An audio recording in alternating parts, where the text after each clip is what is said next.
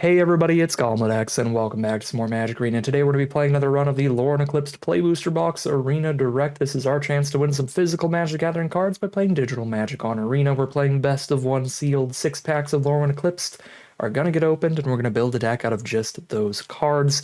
And we need to win 6 or 7 games while losing only one along the way. If we lose 2 games, we're out and very likely leaving with very little reward for the money spent. So a very high stakes, high risk, but high reward event here.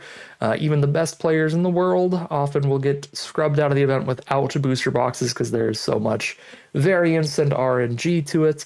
Although that's a little bit more true to the collector booster arena directs where you have to get 7 wins to get that box. But even having to only get 6 wins, there's a lot of variance to an event like this. So buyer beware. This is not for the faint of heart, not for people who don't have a bunch of extra gems or money lying around and who genuinely just enjoy playing sealed in the first place. If you've only got enough to do a run or two, it's probably going to be just spewing gems on average. But here I am to suffer so that you all don't have to throw your gems into the wood chipper if you don't want to. I'll be doing that because it makes for good videos as well. So without further ado, let's bust open our packs and see what we get to play with today. All right. What? What the? 3 Bitter Bloom Bearer, 2 Usually I read all my rares and explain what they do, but I'm playing black. What just happened? How is that even, like, statistically possible? We have an Eclipsed Elf to grab the Rippers, too. We probably want to play green-black then and just make these Rippers as absurd as possible. Our green looks fine. There's multiple elves in it, including some Safe Right Cavalries that are great. Our blue's pretty good too, though. We have triple Blossom Bind and a Rhymekin Recluse in there. The Glenalendra's Answer to go with the fairies. Like, how do you open 3 of the same mythic in a sealed pool? I don't understand. I really don't. We'll play a Wayfinder. Pennant for all these bitter... Pennant on fairies whenever one enters? So that completely counteracts the life loss of the Bitter Bloom Bearers. Yeah, Pennant on Fairies is sick when you have 3 Bitter Bloom Bearers. I don't actually mind Stalactite Dagger. Actually, at that point, then just slapping it onto one of the bajillions of flyers we're going to have. We can play Heavy Black. There's also a blue-white Merfolk deck available in this sealed pool with 2 Deep Channel Duelists and an Eclipse Marrow. And our blue's pretty good. Our white does give us a couple Merfolk. Yeah, we could even play Blue-Eyed Merfolk. The seal pool is just very good all around. So green, Double Cavalry, Eyes, Assert Perfection, Spry and Mighty. Spry and Mighty pretty good. We've got a bajillion 1/1s, so we could easily do a 1/1 and a 4/4 because we've got a lot of 4/4 elves at the top of our curve. We've got 1, 2, 3, 4, 5, 6. So yeah, green for Spry and Mighty and then some elves for the more concise looks very, very good here. And it helps the Gloom Ripper out. That's probably what I'm going to do. But I will look and see what this deck is like with the other colors. I don't think red looks great. We have some good removal. Red is just throwing some good removal in here, mainly. Blue is triple Blossom Bind for good removal, Rhymekin Recluse for great tempo, and Answer for a good counter. Seems good, but yeah, again, I think for synergy purposes, I'm just going to lock in the green here. And I've taken a little bit of a closer look at the other colors. Not that close of a look, but still. Well,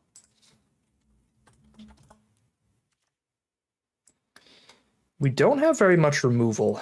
That's the one problem I'm seeing. We have 1 Assert Perfection, 1 Nameless Inversion. But we have pretty absurd stuff of our own. We cut the goblin here. Cut the goblin, cut the bloodletter. We cut a 5 and a 3. These feel like the potential cuts. I think I like Extractor better than Archer here because we have plenty flying tokens. The reach is less relevant, and both of these kind of just die off really easily. Only 2 toughness and only 1 toughness. At least this one's going to draw us a card when it does so.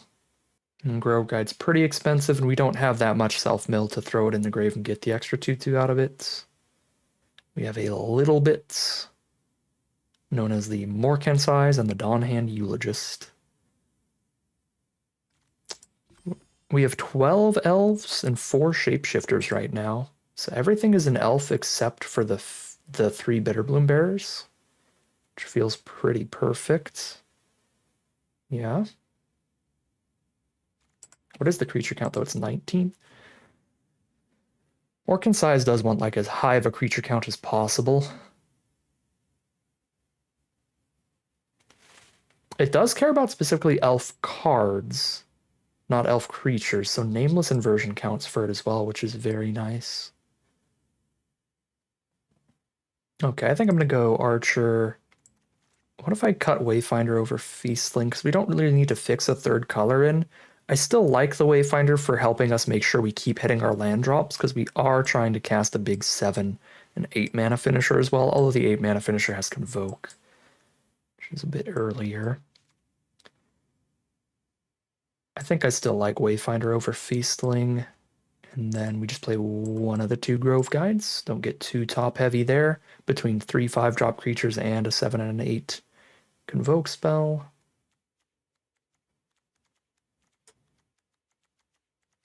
Yeah, I mean, this looks excellent. The flaw is the lack of removal. We'd have to splash around for that, and our fixing is not great.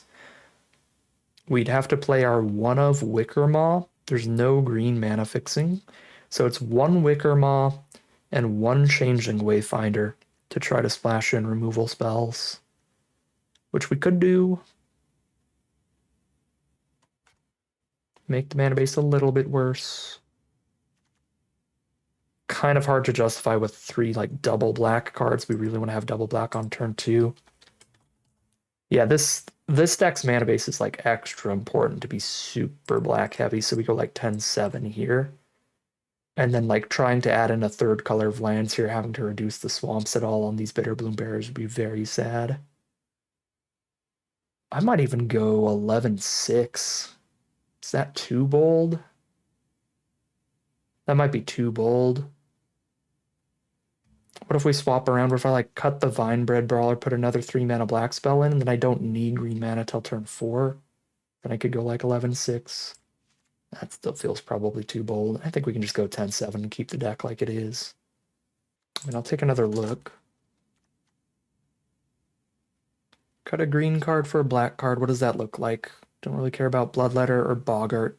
So it would be cutting for a Prideful Feastling. Feastling is certainly worse than Brawler. Cutting one of the 4 or 5 mana green cards for a 3 mana one doesn't really make any sense.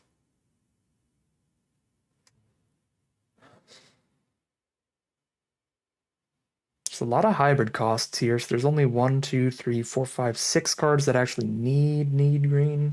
I'm gonna just 11-6 it with no changes. All right. I don't even know how to describe what happened here. Triple of the same mythic is nuts, and then double of the same rare. Just a really consistent, very black-focused, bomb-heavy deck. We'll call it a deck here, hop in the gameplay, see how far this one takes us. Here we are on the draw for game 1 with no Bitterbloom Bearer in the opener.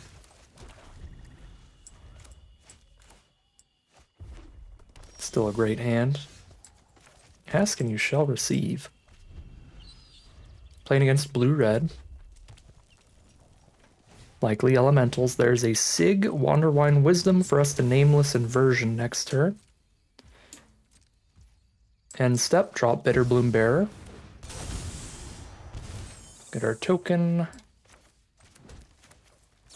Invert our friend Sig over there. And poke for 1.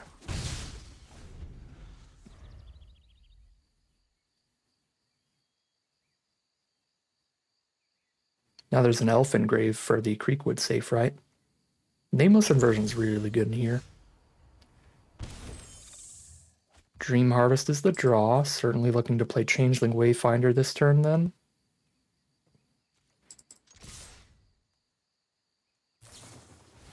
Glamourmite's very good against Bitterbloom Bearer, but we still got great value here. We still have 2 1/1s left over. We've got the Grave Shifter later for it, if need be. Could have played around Glamourmite since they are on blue, but that's on me. Was not expecting it out of blue-red.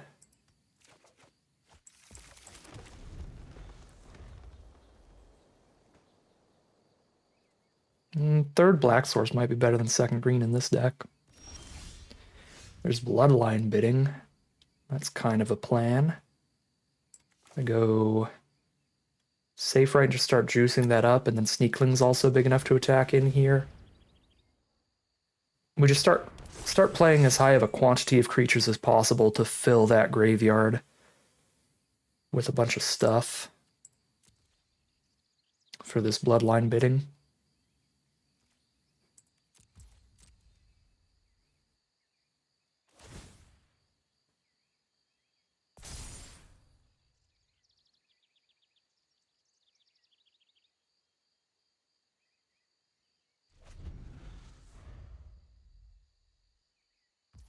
We do have enough permanents on board to cast the Bidding next turn. If I want to play Bloodline Bidding for a single Bitterbloom Bearer, then I guess there's that. They have a second Glamourmite now. They're going to kill another 1/1.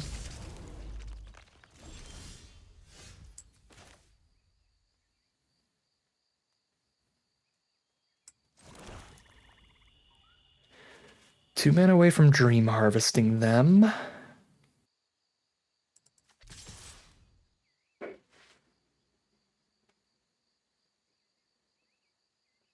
Would actually be happy if they killed Wayfinder here and then I Bloodline Biddinged.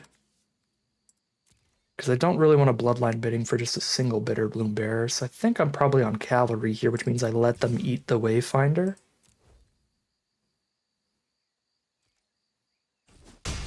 They have another Glamourmite?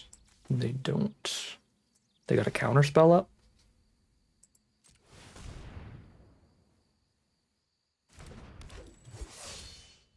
Maybe a burn spell they were trying to kill both our fairies with or something. In response to a double block. Feisty Spikeling. Opponent is stuck on mana, so we are vibing over here.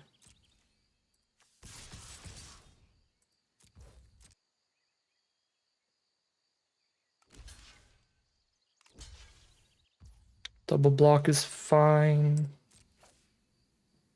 Kill the flyer. Put them to 4. Grave Shifter or more concise.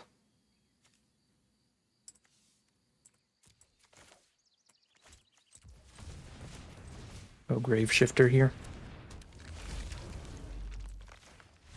There's the concession from our opponent. They just could not find lands. And we get a valuable piece of information in a game where it doesn't matter, which is to play around Glamourmite. That is going to be good to know. In a deck that has 3 Bitterbloom Bearers, that's something good to keep in mind, that there is a 3-mana flash 2/2 flyer to eat the bearer if you're playing against blue. So I will keep that in mind in future rounds, but we start things off 1-0, heading into round 2. Okay. The opening hand is Bitterbloom Bearer, Safe Right Cavalry, Gloom Ripper. Take a lot of damage for this one, so if they have a good aggressive start, this could be a game where they try to outrace the Bitterbloom Bearer.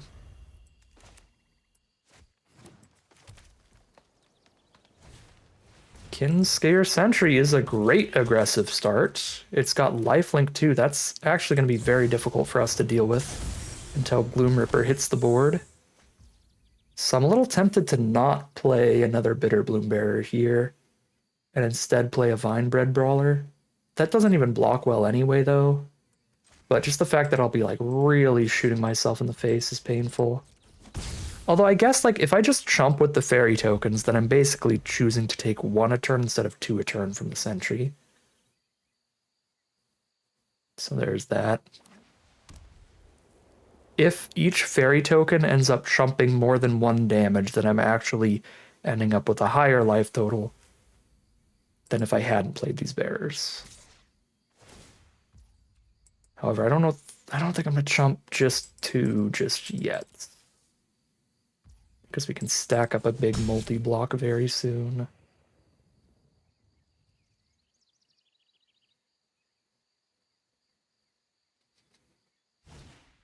Crossroads Watcher. Scary. That's very bad if they play something that makes multiple creatures next turn.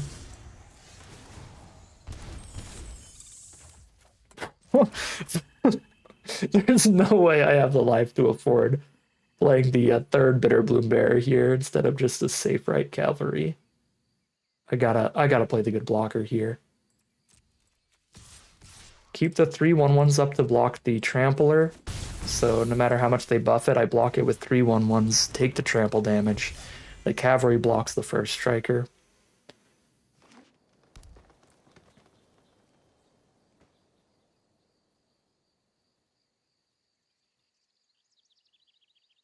Gloomripper doesn't care if our elves are on the board or in our graveyard, so just shove cavalry under whatever bus comes to preserve our life total.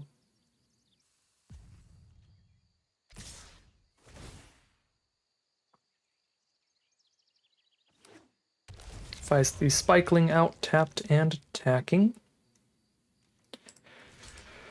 Let's see what trick they've got here.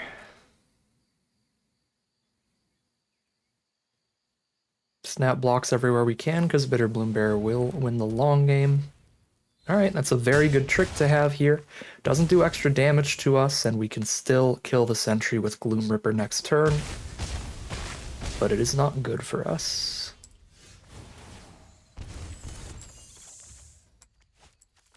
Land first, then Gloomripper. Really clutch that we did hit that land.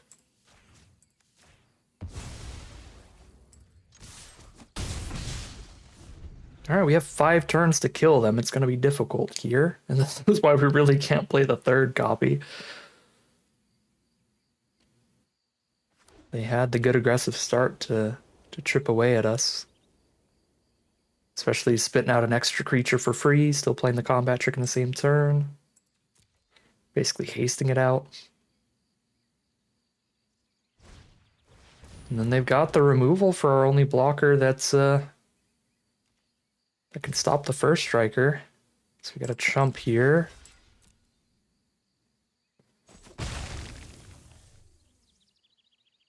And that first strike is rough. There's Moonlit Lamenter. Grave Shifter.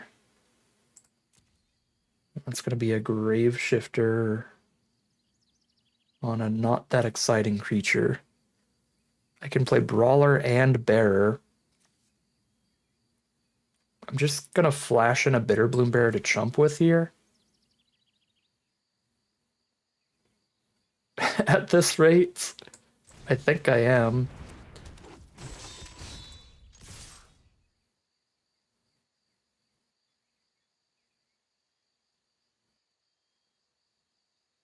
And there's a big risk to that, because what if they choose to put their damage somewhere else? It'd be awful for me. If I, like, add the Bitter Bloom Bear to a multi-block, so I do have to literally just chump with the Bearer if I want to make sure it's dead. Draw a card off Lamenter.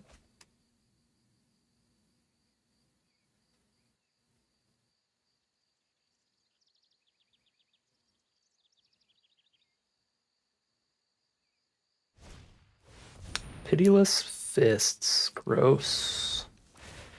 A 4/7 and kill the Brawler. Yup.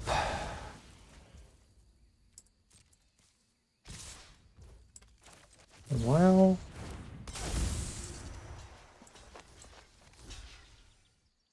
This is so painful. I'm just gonna die to Bitterbloom Bearers. I have 3 turns.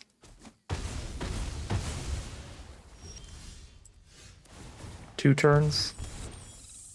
No. There's just the land.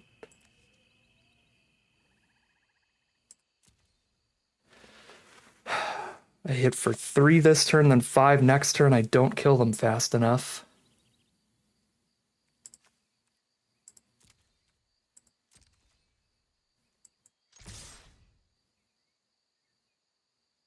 If I just hold the Bitterbloom Bears on blocks, they'll just pass, and that's not going to work. Their hand was too aggressive. Too aggressive for me.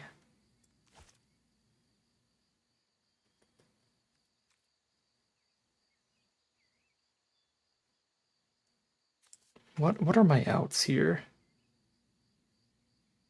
Spry and Mighty? Dawnhand Eulogist? Okay, I have outs. Dawnblessed Pennant counteracts the life loss. I have at least 3 outs here. I don't have any way to draw more cards. So just Graveshifter for whatever's best in the long run. Which is probably Cavalry. And we just have to hit one of our 3 outs. Although I guess Pennant would be too slow here because the bearers make me lose life first.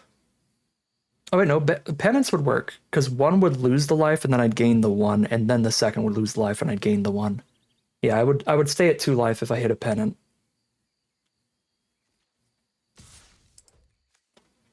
So Pennant, Nameless Inversion or Assert Perfection, my own bearer. Dawnhand Eulogist. Spry and Mighty. Like 5 outs to beg for here.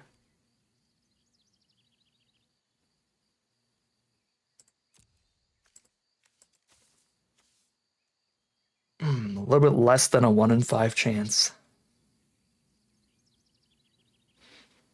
Again, if I held these bearers up, they just wouldn't make this attack, so I can't like use their attacks to kill my bearers at this point because they know they could just choose not to.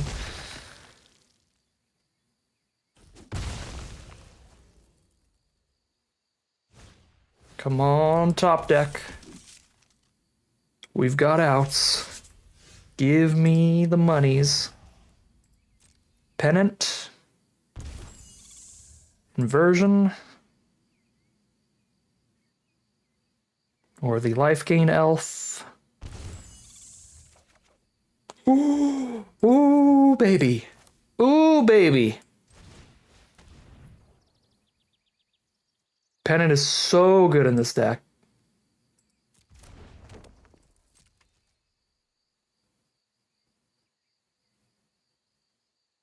The way it works is the 2 bear abilities go on the stack. 1 resolves.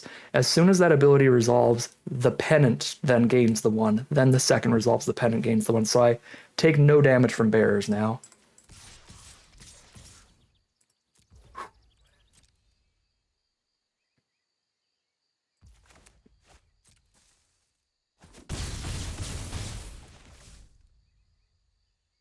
Do not blow up my Dawnblessed Pennant. I'm begging you.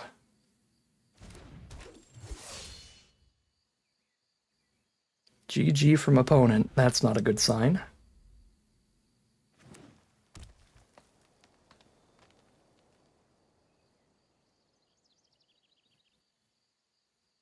Or maybe this is the GG scoop.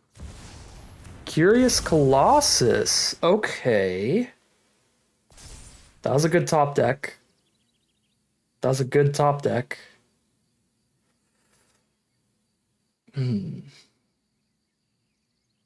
See, this game's not over, opponent.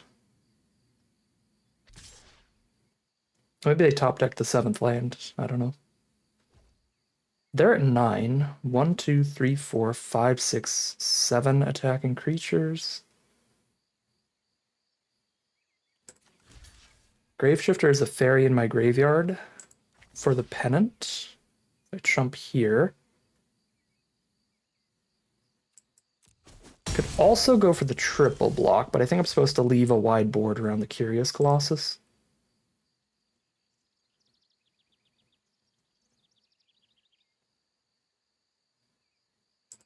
I can play safe right. I can pennant back my bajillionth Bitter Bloom Bearer and play it on trumps. Die to removal. I think I can play in such a way that I don't die to removal.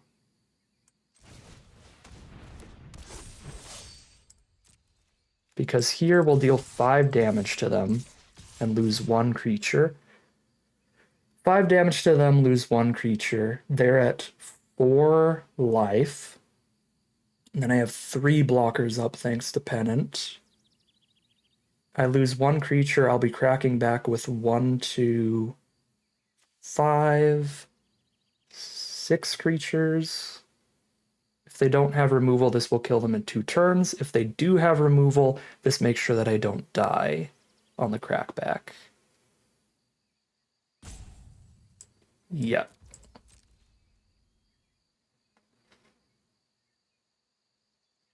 So play around top deck removal, and it's still lethal if they don't hit removal. The one way this is worse is if they hit a creature, then it's not lethal in the crackback.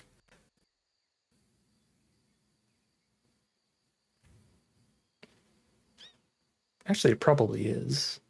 Because then they can't attack in. Yeah, no, this is fine. I was trying to do the math for, like, if they attacked in to force me to chump with 2 creatures, but then also had all of everything untapped, which wouldn't happen. Unless they play a creature that, like, gives everybody vigilance or something, but I don't think there is one in this set.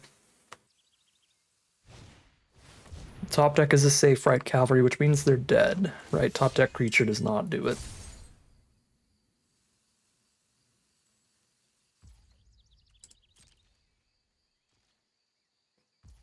On board, they already go block, block, block, take 4, and die. But we'll play it extra, safe, and really make sure it's lethal. We'll go to 1.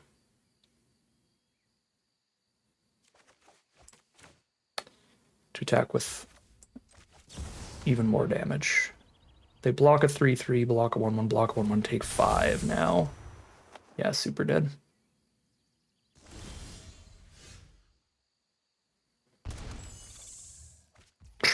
Jesus, dude. GG from opponent. Buff a flyer. Kill a cavalry.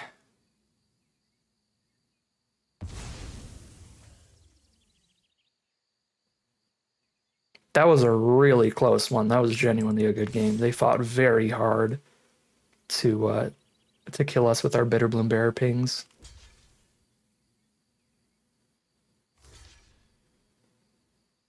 But we just drew 3 Bitterbloom Bears and 2 Gloom Rippers. We drew all 3 bears and double Ripper in the top 16, not even halfway through the deck.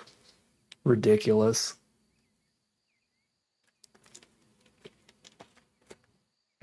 And they still would have won hard if we did not draw that pennant as well. So really excellent draws that game. And in a triple Bitterbloom Bearer deck, am actually very interested in running that lifelinker again now, I think. There's a few things that it works really well with. Just gaining a couple extra life, as we saw that game, would go a really, really long way. That's a whole extra turn of Bitterbloom Bearers. But then this card's also really good with double Gloom Ripper. Being able to stack a bunch of extra power on specifically a lifelinker is huge as well. So I think I am actually going to go ahead and play the Feastling over the Moonglove Extractor we were considering, or the Vinebread Brawler, or the Grove Guide. There's a lot of options here for this Feastling. I think I'll actually go over the Grove Guide. I think a bunch of bears. I don't need too many just random top-end creatures. And I also have just giant top-end spells. Yeah, we'll cut the second Grove Guide. Throw the Feastling in here. That seems like kind of a clutch card. Hop back in for game number 3. Here we are on the play for game 3. Another Bitter Bloom Bearer opener. I wonder if we'll get a single non-Bitter Bloom Bearer opener today. We have 3 copies in a 40-card deck.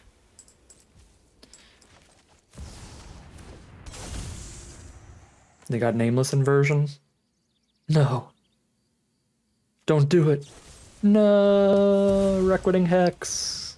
Alright, well, we got the Elf to pick up the land to play Graveshifter next turn still.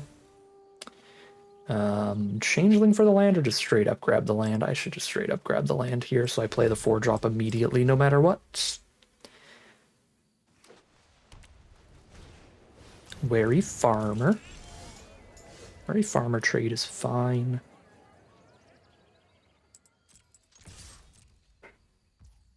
Damage is also fine. If we're just going to get damage here, I think I'm actually racing and playing Safe Right Cavalry. Holding off on Bitter Bloom Bearer for now. Could play Inversion plus Safe Right in the same turn and just get a 3/3 out. But we're a pretty low removal deck. We have 1 Inversion, 1 Assert Perfection, so I'm not sure I want to blow it this early just on a Wary Farmer when we can just play slightly bigger creatures anyway. Okay, Blightrot the Cavalry, sad day.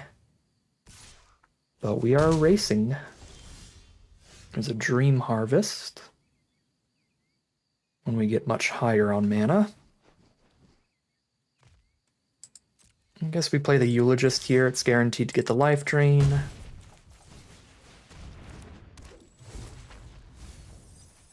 Milled land, pennant, land. Rough. Those are all really good draws right now.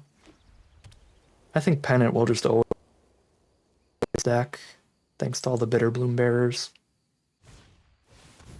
Liminal Hold. I mean, we're certainly working through their removal. They're down to 2 cards in hand now. Hex, Blightrot, Liminal Hold.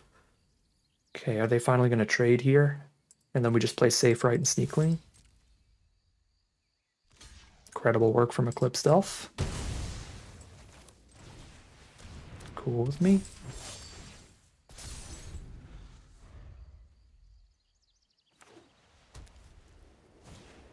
There's a Reaping Willow.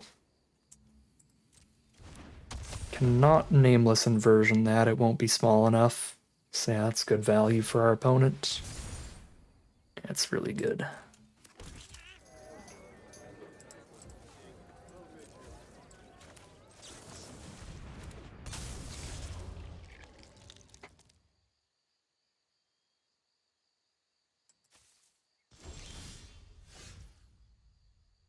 Morkant's Eyes. 2 elves in grave already. Nameless Inversion is another one. They can't attack through Safe Right. Can chill on a Morkant's Eyes here. Can also Graveshifter Eclipsed Elf, looking for lands towards Dream Harvest. Also quite reasonable. I'm just going to run out the Eyes, hold up the 4/4 blocker. Opponent's playing off the top. We're up on cards here. There's Shimmer Creep to drain some life from us.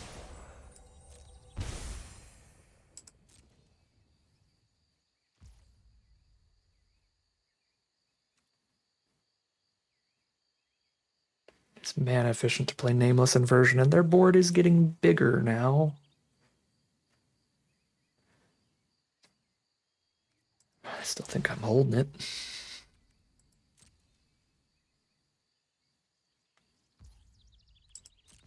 They surveil to the top anyway, which is basically not surveilling. We surveil to the top, which is basically not surveilling. 5th out of 7 mana. I'm gonna go ahead and Graveshifter this Eclipsed Elf, because then I can play Eclipsed Elf plus Nameless Inversion next turn.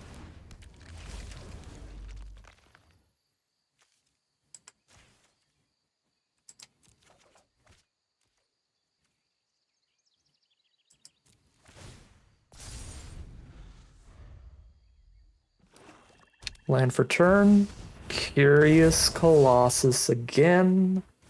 Disgusting. That's super bad for me.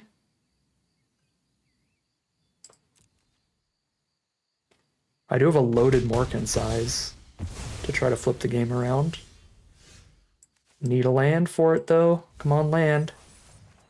Yes. 6/2/2s. Like, I have to. I have to play safe here. This is a blind top deck now.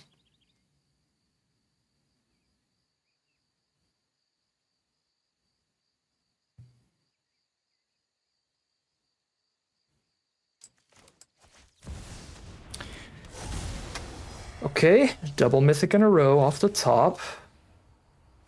Emptiness is really good here. Kills one of our creatures and gives them another one back. 1, 2, 3, 4, 5, 6, 7, 8, 9, 10 power. I can only kill one of their creatures here because of emptiness. 2, 3, 4, 5, 6, 7, 8. Go to 4.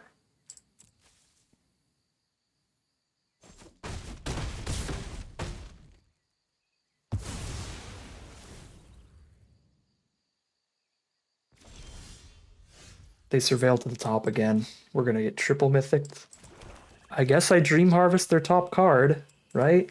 If they surveil to the top here. What are the odds that dream harvest is better than creature plus removal? Oh, that's a close choice. The removal only hits the 3/3, but yeah, a dream harvest. Chaos Spearer Stoneback. Well, this was not better than creature plus removal. It was equivalent.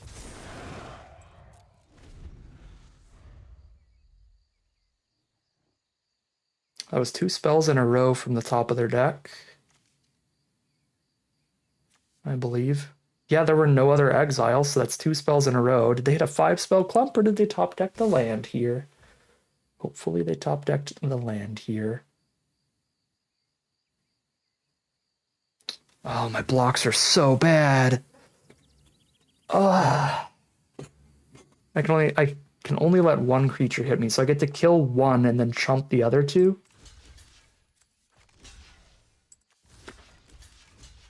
This blows.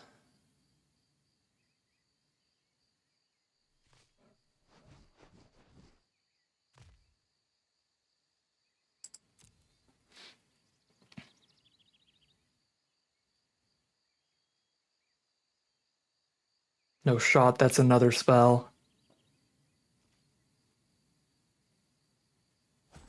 They were looking at their hand.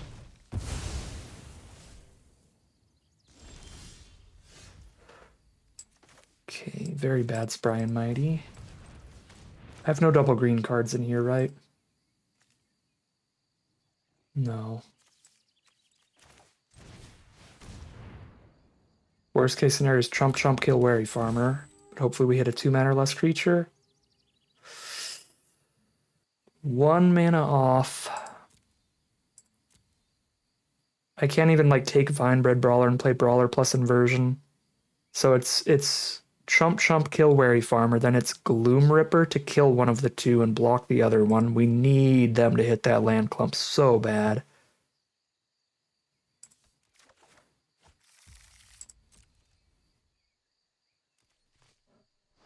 Arena's holding for them though, so unless they're not playing full control, I would have held there as well. So they did draw another spell.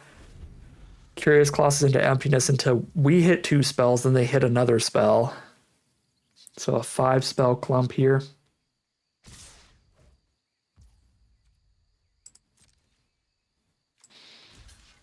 Chump.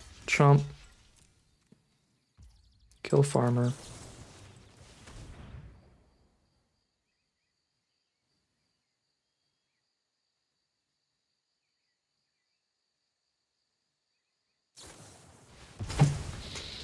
It's another rare too.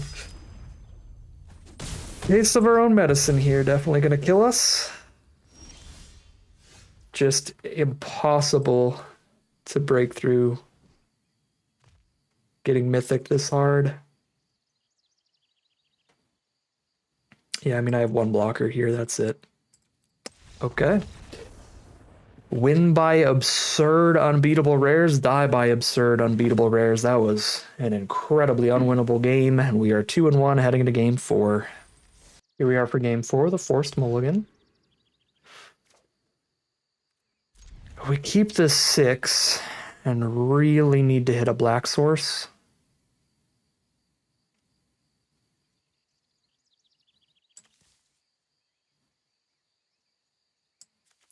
Cavalry or forest as the mulligans is a rough decision, because it's like if I get rid of cavalry, I don't need the forest. If I get rid of the forest, then I do need it. I'm gonna get rid of the forest and just go swamp pennant on black, or pennant on fairies.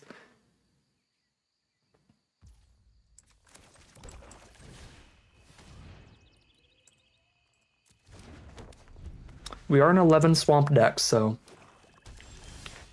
every chance, every draw is a 1/3 chance of a swamp.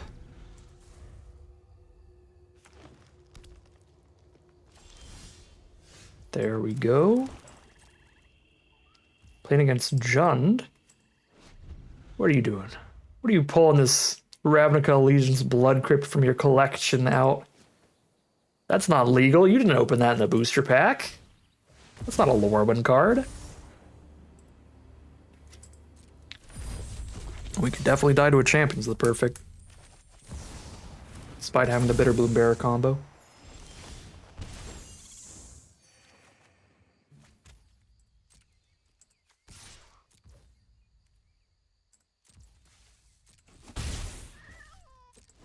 I'm going to pause between games after this one because things are starting to lag up, so I'm going to reboot Arena and OBS, see what's going on. What are you doing? This is not sealed. Those are cards from Ravnica. I still think it's weird it lets you use other sets' artwork in your draft and sealed events. It's uncomfortable.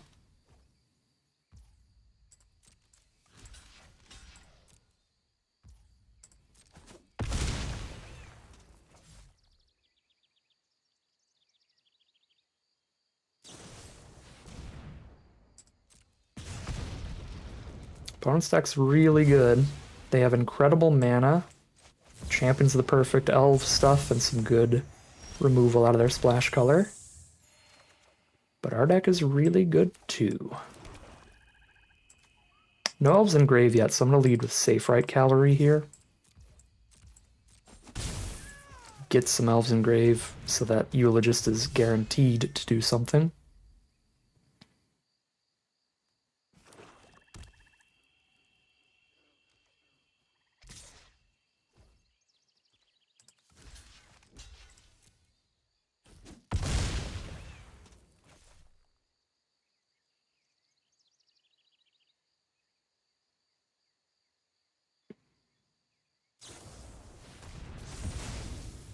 All the removal, so double Bitterbloom Bearer gets killed. There's Chaos Spewer. Draw another card. Champions of the Perfect just popping off. Sack an Informant to keep a 5/4 around, so we'll trade Cavalry into that. Do draw the Gloom Ripper land, but Gloom Ripper's very bad on this board.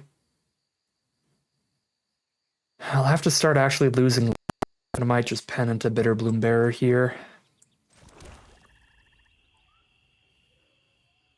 Yeah, I mean, I lose 1 life a turn to chump a 6/6 every turn.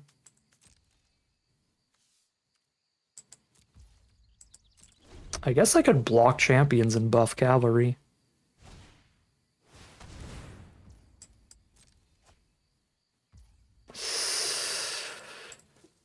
Now I have to choose between picking up a Bitterbloom Bearer or holding on to the Pennant to activate Cavalry this turn.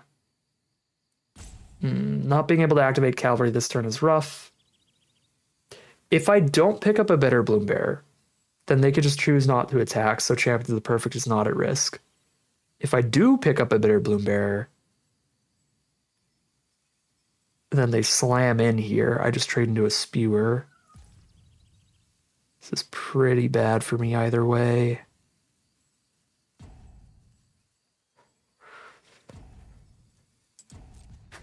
I'm gonna slow them down, I think, by not activating it.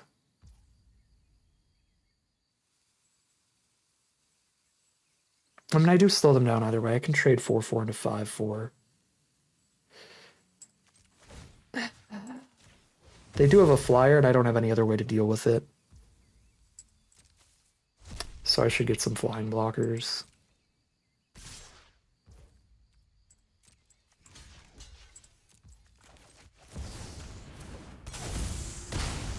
And then chump with Eulogist. Fill the grave with Eulogist towards Gloom Ripper.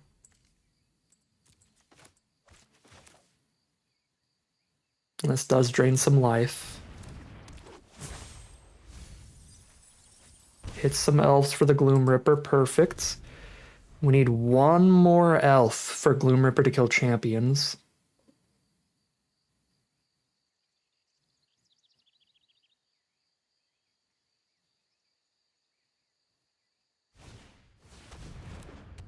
Pitiless Fists. Kill Bitterbloom Bearer and have the world's largest champion of the perfect, because why not?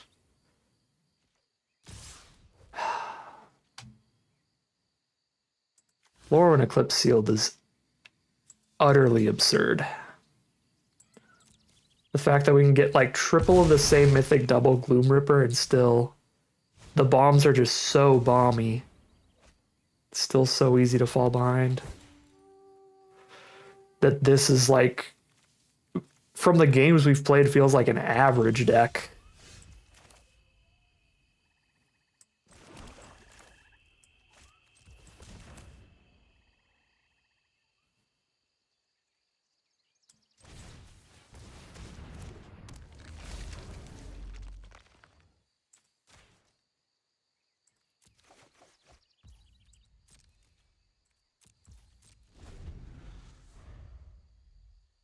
I have to get Gloom Ripper to 8 now to kill the champions.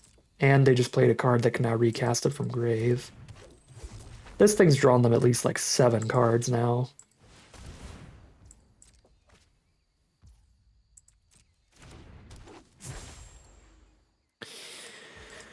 Absolutely absurd.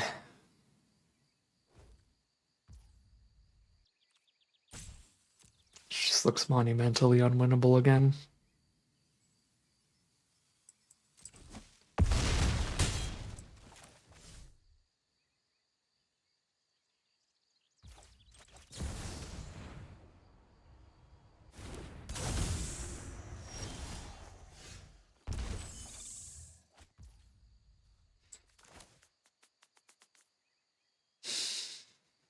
Even if I wait long enough for Gloom Ripper to kill champions, Dissident will get to recast it if I don't kill Dissident too.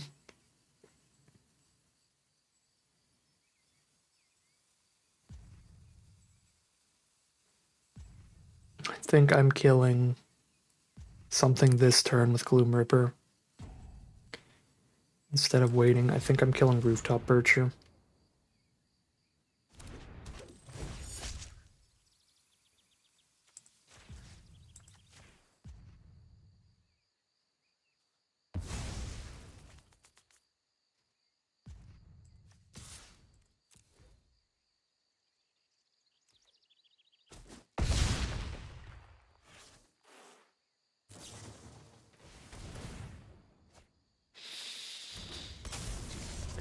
Flash Creature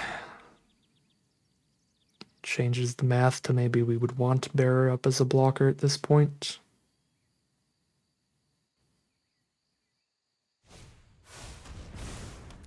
Okay, there's a bunch of mana for our opponent.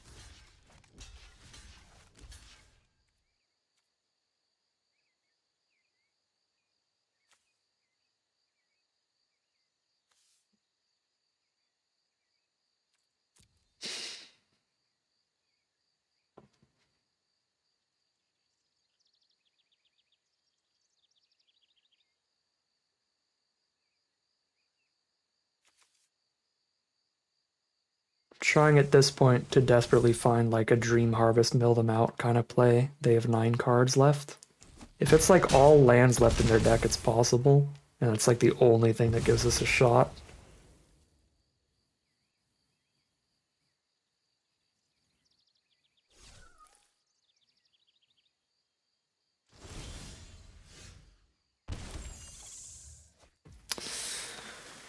Go for it.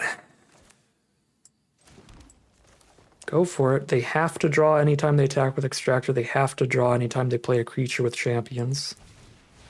They did Surveil the top here, so it could just be like one spell, but I'm hoping we exile a chunk of cards here.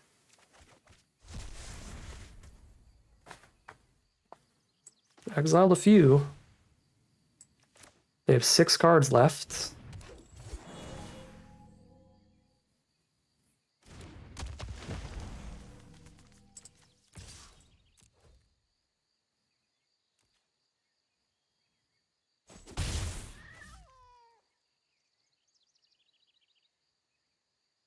They do have 8 life, so I think I should still poke them with the bearer, because there is also a slight possibility of killing them in the sky. Not a high one, but a slight one. Prisma Basher does not give trample, but it will trample kill me next turn.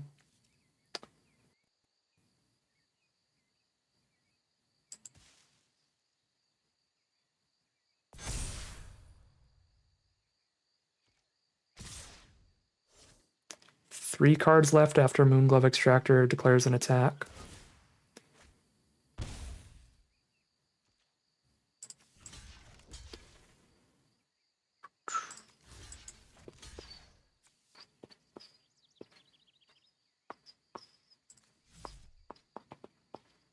I have to block every single one of these.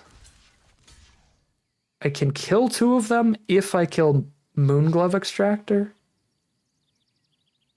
I guess if Moonglove Extractor is going to kill them off of an attack declaration, then they just won't attack with it anyway, so I might as well kill it. If I have to lose all my creatures here anyway.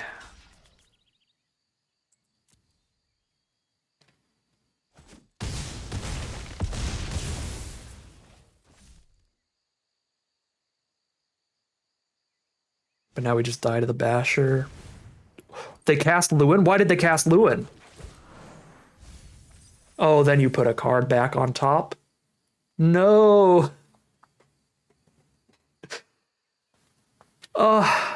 If Lewin couldn't put a card back on top, that would have been the full mill. That was such a bold cast.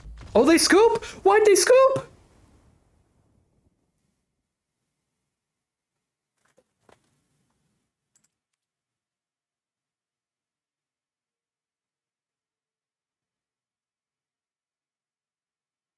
They don't have to draw that.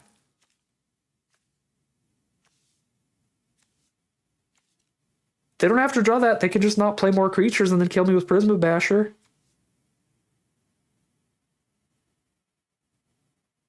I mean, I have a chance now, depending on what I draw, because they played Lewin, but that didn't end it. They still have a card.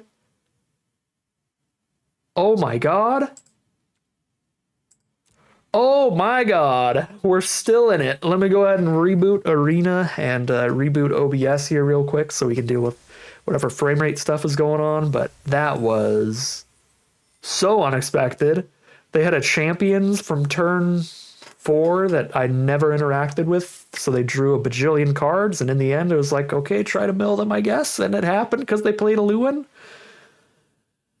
Oh my god, I cannot believe that we won that. I was pretty confident that was unwinnable, and it was showing off the biggest flaw of our deck, which is the lack of good removal. The Gloom Rippers do their best. We have essentially 4 removal spells, 2 Gloom Rippers, Nameless Aversion, and Assert Perfection, so all of our removal is toughness based. It can really only kill the small stuff, so that 8/8 Champs of the Perfect, really difficult for us to deal with.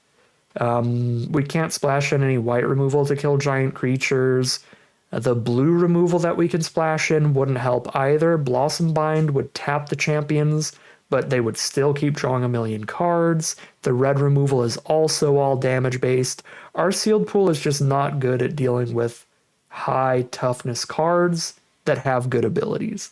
It could deal with high toughness cards, keep them tapped, but they'd still have all their abilities. So yeah, I don't think we're supposed to be splashing around. I think those kind of matchups are just a little sketchy. And we still just got massively lucky in the end and still got there. Yeah, I'm going to keep the deck as it is and do a quick reboot before we head into round number 5. Here we are for game 5. We keep those mono green openers. The inversion plus Creekwood Safe Right is pretty sick. Playing against a red deck. Run out the Safe Right.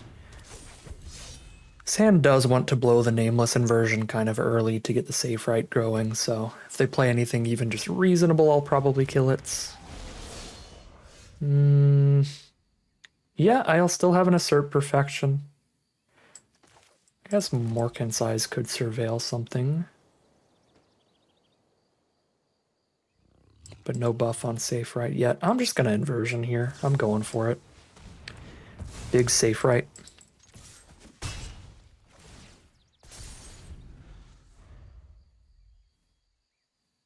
We've got 2 other removal spells in the hand, so. Sizzling Changeling. That I will let chill until Safe Right is a 4/4. Opponent is on blue, red, and white, naturally hitting all 3 colors off of their basics. Blossom Bind on the Safe Right. Keep it tapped down. Send in the Changeling. Play a Foraging, Wicker Maw, and Surveil 1. Dawnblessed Pennant is the draw. I think I keep that because we have 3 Bitter Bloom Bearer in this deck somewhere, and that's really good with those.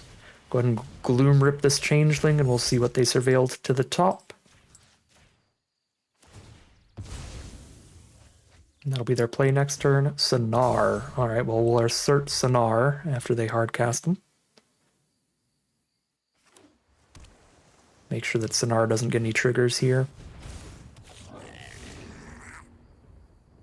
Got a single blue mana untapped. But Wicker Maw does make it 1 mana of any color. They could have the green Hexproof Trick, or they could be main decking Spell Snare. We can't really play around those.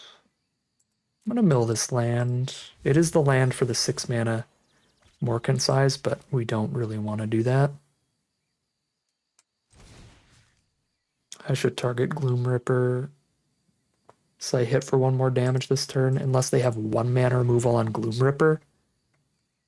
Which I don't think there's 1 mana instant speed removal I can hit a 5 mana 4/4.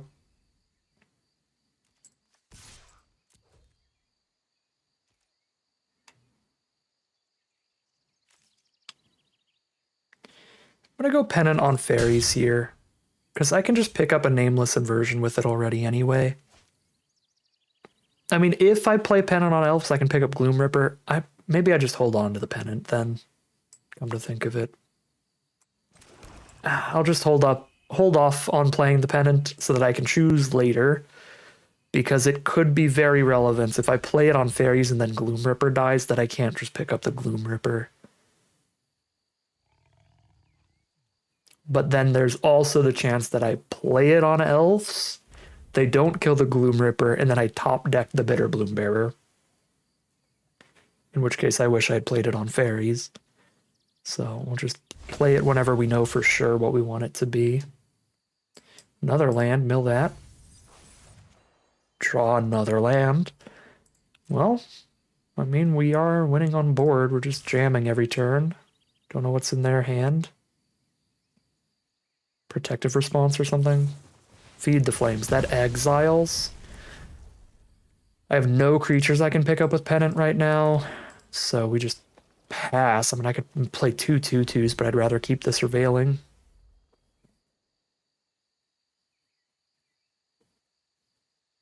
We start taking 1 damage a turn. Flaring Cinder makes it 4 a turn, and Flaring Cinder is really going to top deck War. Discards their extra cards to draw more, discarding a Kindle the Inner Flame. They're trying to have 3 elementals on their board to flash that back.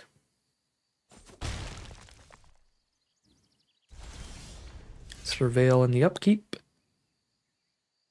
We find Mischievous Sneakling. It's an elf engrave at worst, so I'm actually going to mill it and try to draw something better. Perfect. Eclipsed elf.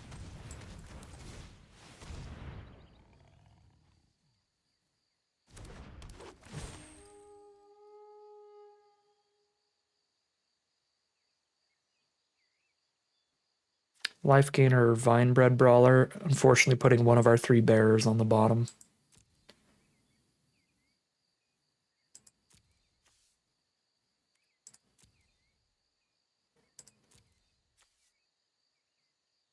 Should get the Vinebred Brawler here. Eclipsed Elf trades into Cinder Brawler, then starts just bashing through the Wickermaw. I've missed out on a lot of Pennant life gain by just trying to hold it instead of playing it on elves here. I guess 2 Pennant life gain.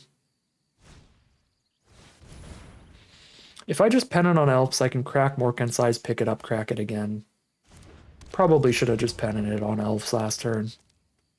We can still do it later, but this way I missed out on 2 points of life gain.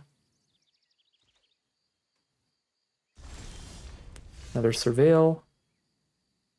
Spry and Mighty.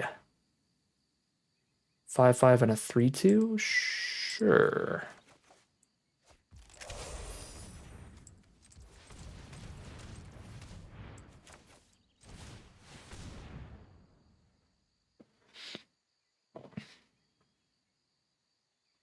They could kill Eclipsed Elf in response with some kind of instant, and then I would just be drawing 1 card this turn.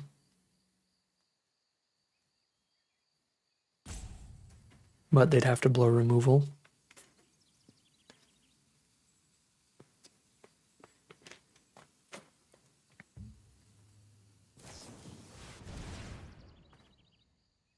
Bounce the safe right.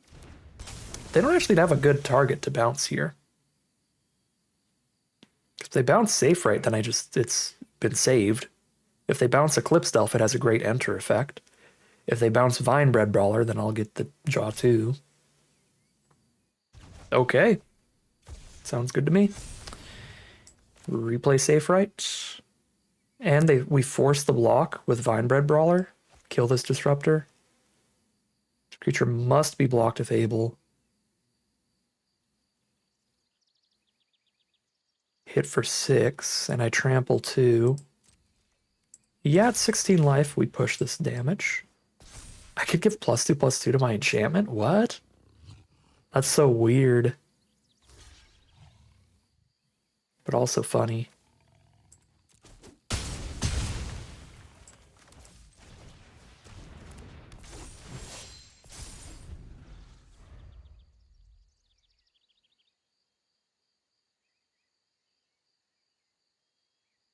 If they attack all here, I'm gonna trade safe right into the Cinder.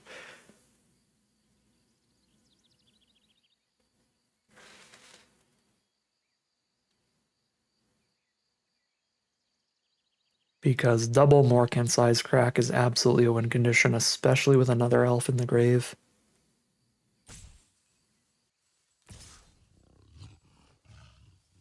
Okay, I cannot block the Graspling, so we take 3.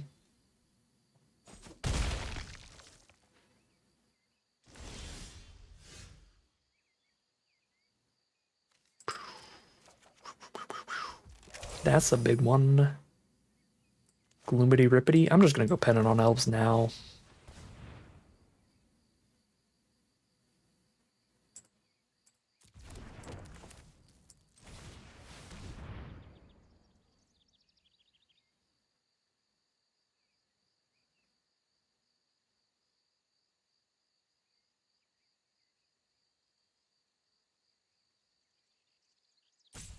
Am I just killing a Graspling and passing? Now I'd probably get the Eclipsed Elf for Flaring Cinder trade.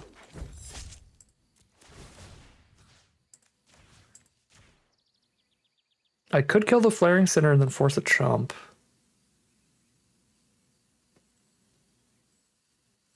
But here I'm just kind of whittling down their board the best I can to make sure they're not really going to have any relevant crackbacks or comeback opportunities.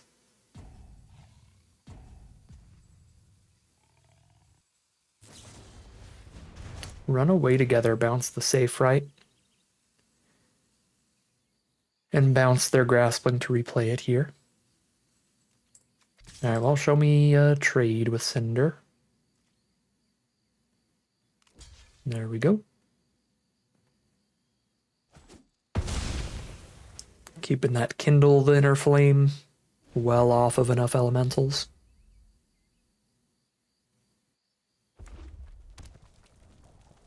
Land for turn, they play the Graspling.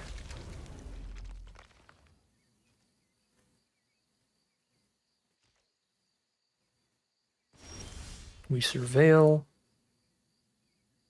Find a swamp and mill it. Draw Dream Harvest. It's pretty tempting, but just cracking more concise is a way more consistent choice here. 5 2/2s against the 5 life opponent.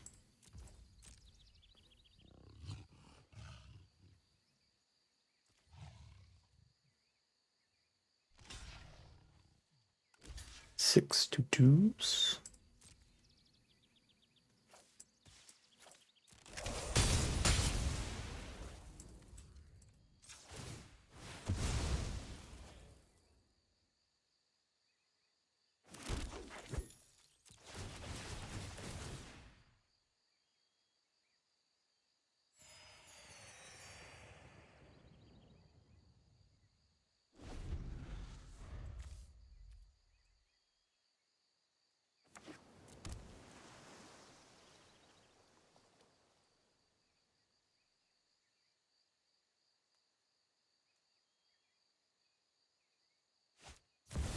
Soul Immolation.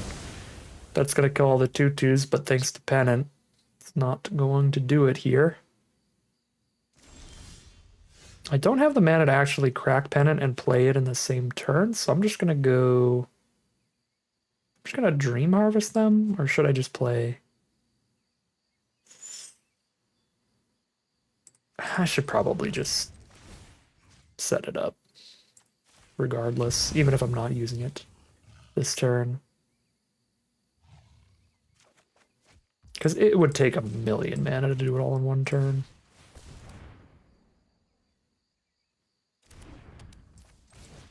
Sequence that wrong. I should have gained 1 more life here. But I was considering Bitter Bloombearer Ring. But I should have decided which creature I wanted to play alongside the eyes first, and then in deciding that it was Safe Right, I should have played Safe Right before cracking Pennant.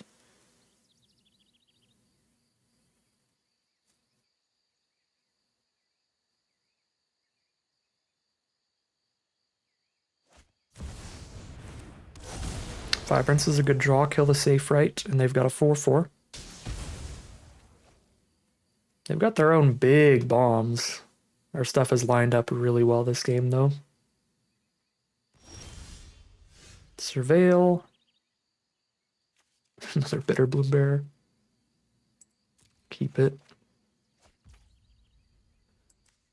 Get 7 2/2s.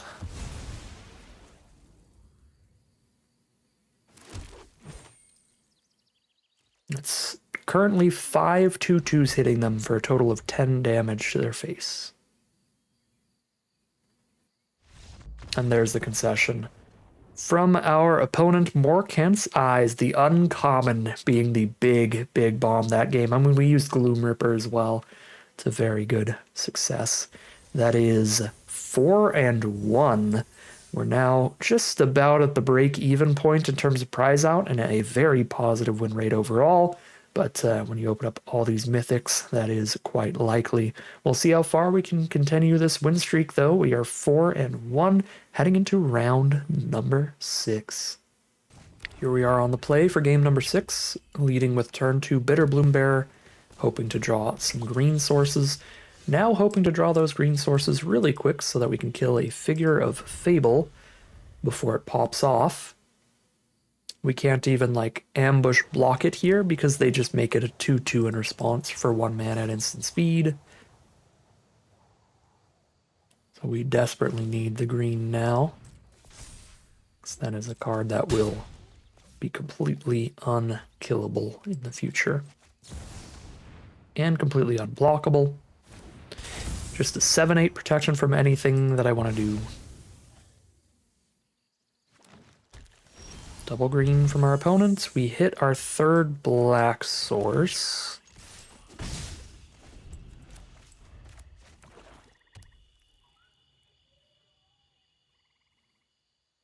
The Figure races really well also. They could make it a 4/5 already, and that also gets it pretty well out of reach of Assert until I play a 4-power creature.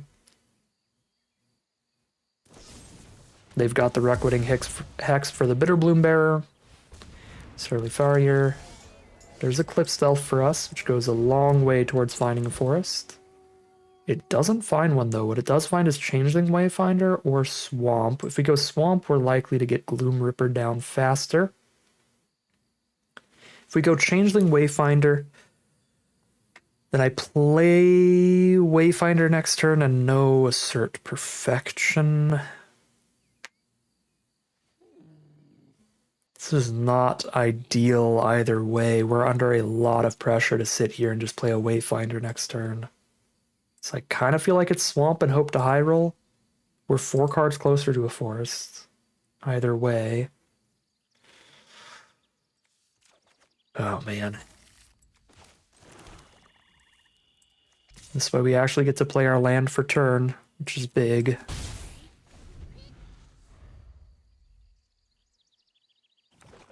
That if we find another land on the top, we haven't missed any land drops, even if we have hit the wrong colors. Go to 12.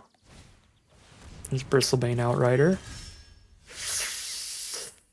Yikes.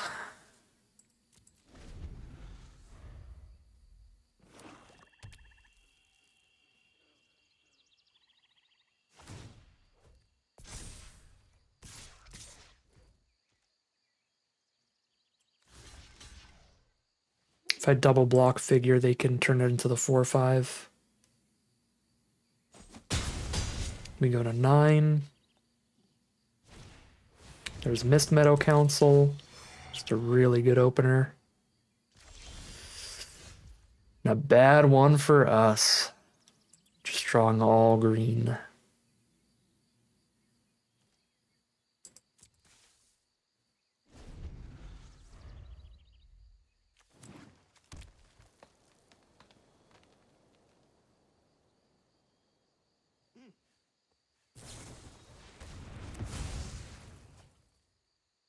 And that's dead. Simple as that. That's Magic for you, especially best of 1 events with only 1 loss of breathing room. That is it. We are out of contention here at 4-2 due to just a mana issue loss. I think the only thing we really could have done there was mulligan, but I think Bitter Bloombearer, Triple Swamp, Gloom Ripper, Opener is very reasonable as a keep. We just hope to hit 1 forest. We hit 1 forest and the whole hand would be unlocked there. Even if we didn't hit the forest, if we consistently hit all our lands, we'd get to Gloom Rippers. They just had a very, very good start. Figure of Fable into removal on Bitter Bloombearer, into the curve out from there. Farrier, Outrider, Council.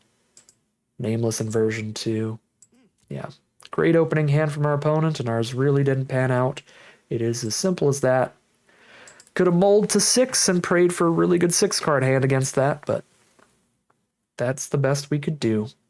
If we had picked up the Changeling Wayfinder, then I wouldn't have had the 4th land out last turn. Instead, I would have played the Wayfinder, then played a forest. All I would be doing is putting a single 1/2 onto the board for a turn, but then, now this turn, I could cast 1 spell. Not a Gloom Ripper, because it'd be 3 swamps and 1 forest. So would casting 1 spell stop me from dying against all this? A single Safe Right Cavalry block there. Nope. Yeah. Unwinnable without mulliganing the opener. Is what it is. 4 and 2 is how the cards fall today. I'm very happy with the deck that we went with. It was a really cool one. We opened up just a bajillion rares in black. There's a lot of great Dawn Blessed Pennant combos in it as well. I think we played pretty well for the most part. Certainly our third victory I thought was going to be impossible for us to win, and we still managed to clutch it out off of trying to mill our opponent out and getting a little lucky with them playing the Lewin there and scooping.